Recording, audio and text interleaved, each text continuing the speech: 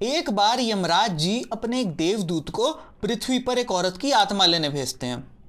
यमराज जी के कहने पर देवदूत आत्मा लेने जाता तो है, लेकिन जब वो उस औरत के पास बैठी हुई 3 जुड़वा बच्चियों को, जो भी 1 साल की भी नहीं थी, उनको रोते हुए देखता है तो देवदूत को उन पे तरस आ जाता है, तो बिना आत्मा लिए ही वापस चला जाता है। यमराज जी के पूछने पर वो उनको सारी बात बताता है और बोलता है कि अगर मेरी जगह आप भी होते तो आप भी उन बच्चियों को देखकर उनकी मां की आत्मा को ना ला पाते।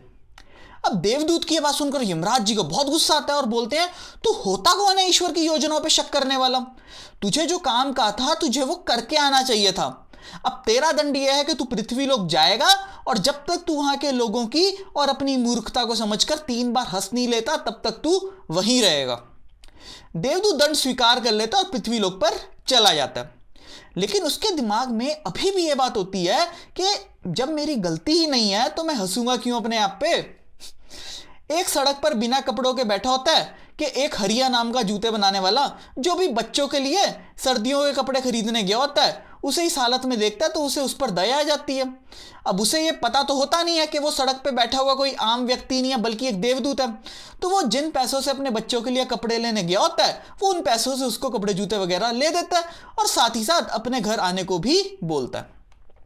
अब वो दोनों घर जाते हैं तो हरिया की पत्नी उसमें बहुत गुस्से में आ जाती है और लड़ना शुरू कर देती है कि एक तो तुमने हमारे बच्चों की जगह एक अनजान व्यक्ति को कपड़े जूते ले दिए, ऊपर से मेरे से बिना सलाह मशवरा किए उसे घर भी ले आए।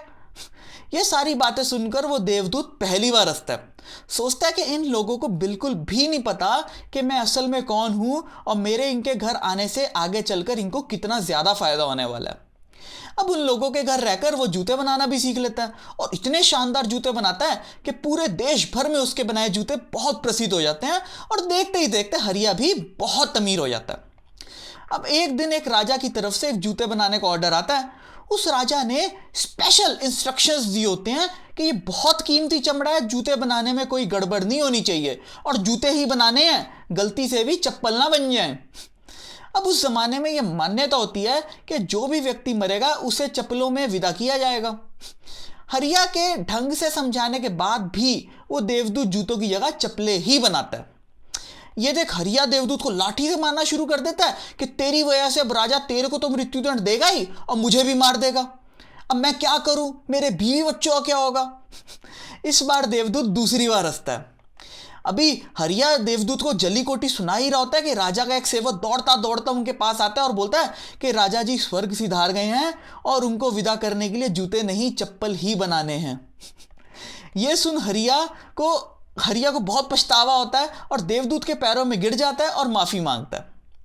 इस बात को कई साल बीत जाते हैं और फिर एक दिन कारखाने में 3 खूबसूरत जुड़वा लड़कियां एक बूढ़ी औरत के साथ आती हैं अपने लिए जूते बनवाने।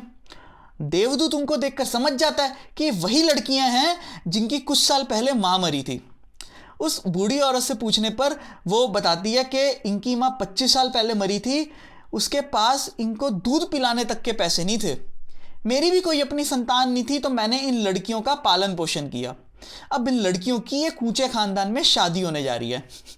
ये सब बातें सुनकर वो देवदूत पृथ्वी पर तीसरी और आखिरी बार हंसता है कि अगर उस दिन उनकी मां ना मरी होती तो आज भी पता नहीं ये लड़कियां किस हालत में होती और इतनी गरीबी में जी रही होती। वो देवदूत हरिया को सारी बात बताता है, अपने यहां पर आने का मकसद बताता है और वापस अपने असली घर यमलोक चला जाता है। हम लोगों के जीवन में कई बार ऐसी चीजें होती हैं या ऐसी समस्याएं आती हैं जो हमें लगता है कि पता नहीं हमारे साथ क्या हो रहा है। जब भी ऐसी समस्या है जीवन में तो यह कहानी दोबारा सुन लीजिएगा और याद रखिएगा कि जो भी ईश्वर कर रहा है आपके भले के लिए ही कर रहा है और वो जानता है जो आप नहीं जानते और वो देख सकता है जो आप नहीं देख सकते। चलिए अब इसके साथ मैं वासु वधवा आप सबसे विदा लेता हूं। उम्मीद करता हूं कि आपको कहानी बहुत पसंद आई होगी। हर हर महादेव।